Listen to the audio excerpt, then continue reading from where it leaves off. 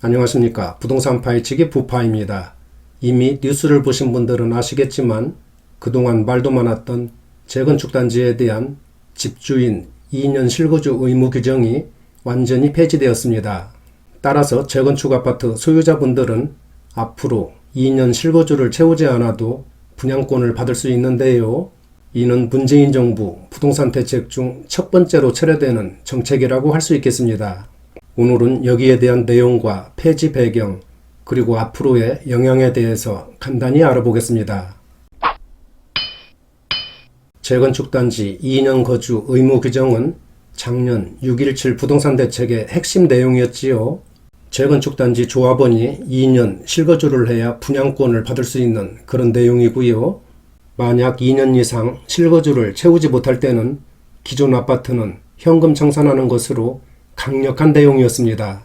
따라서 재건축 단지 주인들은 세입자를 내보내고 울며 겨자 먹기 식으로 낡은 아파트로 들어가야만 하는 그런 상황이 벌어졌고, 이에 대한 불만들도 많았었습니다.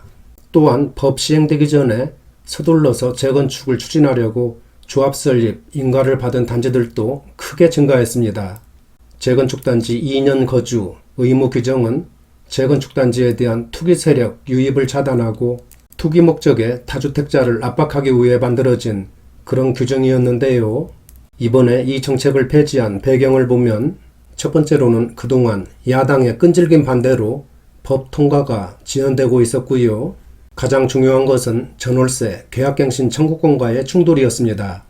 그러니까 쉽게 설명드리면 세입자는 계약갱신 청구권을 이용해서 총 4년을 살 수 있는데 2년 실거주 때문에 주인이 들어온다고 하면은 계약갱신이 되지 않기 때문에 이 두 규정은 서로 상충될 수밖에 없겠지요.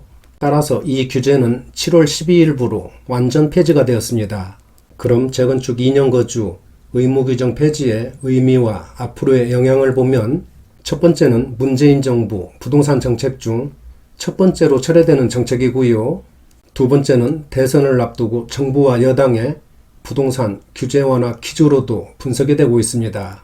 그리고 세 번째로는 주택 공급이 크게 부족한 상황에서 재건축, 재개발에 대한 규제 완화 시그널로도 볼 수 있을 것 같고요.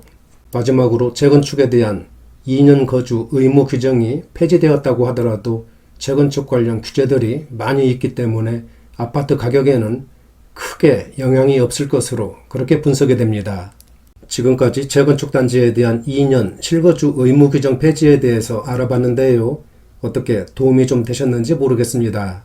지금도 집값은 멈출 줄 모르고 우상향 곡선을 그리고 있습니다. 하루빨리 부동산 시장이 안정화되기를 바라지만 안타깝게도 저금리, 어마어마한 부동자금, 공급 부족 등 부동산 주변 환경을 보면 당장 집값을 끌어내리기에는 한계가 있을 것으로 그렇게 예상이 됩니다. 아무쪼록 부동산 매매에 있어서는 정보 파악도 많이 하시고 차분하고 신중한 대응이 필요할 때인 것 같습니다. 오늘은 여기까지 하겠습니다. 구독과 좋아요 부탁드리고요. 다음 영상에서 뵙겠습니다. 감사합니다.